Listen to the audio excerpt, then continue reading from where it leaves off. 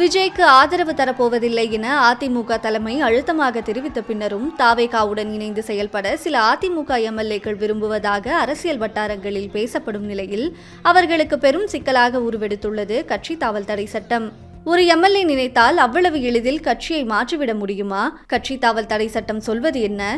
கட்சி தாவல் தடை சட்டத்தின் கீழ் நாடாளுமன்ற உறுப்பினரோ அல்லது சட்டமன்ற உறுப்பினரோ தானாக முன்வந்து தங்களது அரசியல் கட்சியில் இருந்து விலகினால் அவர் தனது உறுப்பினர் பதவியை இழக்க நேரிடும். 1985ஆம் ஆண்டு இந்திய அரசியலமைப்பு சட்டத்தின்படி சட்டமன்ற கட்சியின் மொத்த உறுப்பினர்களில் 1/3 பங்கு உறுப்பினர்கள் தனியாக பிரிந்தால் அது கட்சி பிளவுண்டதாக கருதப்பட்டு அவர்கள் பதவி நீக்கம் செய்யப்பட மாட்டார்கள்.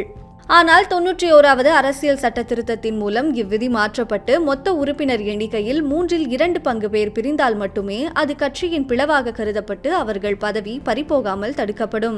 தற்போதைய சூழல் படி அதிமுக வசம் 47 எம்எல்ஏக்கள் உள்ளனர். இந்த விதியின்படி அதிமுகவில் இருந்து விலகி தாவேகா பக்கம் செல்ல வேண்டுமானால் மொத்தமுள்ள 47 உறுப்பினர்களில் 32 எம்எல்ஏக்களின் ஆதரவை பெறுவது கட்டாயமானதாகும். இதைவிட குறைவான எம்எல்ஏக்கள் ஆதரவு தெரிவித்தால் அவர்கள் மீது கட்சி தாவல் தடை சட்டம் பாய்ந்து பதவி பறிபோக வாய்ப்புகள் அதிகம்.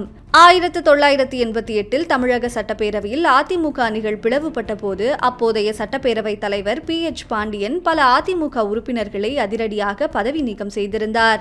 இதேபோல் 2017ஆம் ஆண்டு அதிமுக பிளவுபட்ட போது டிடிவி தினகரன் ஆதரவு அதிமுக சட்டமன்ற உறுப்பினர்கள் 18 பேரை கட்சி தாவல் தடை சட்டத்தின் கீழ் சபாநாயகர் தகுதி நீக்கம் செய்தது பெரும் சர்ச்சையை ஏற்படுத்தியிருந்தது.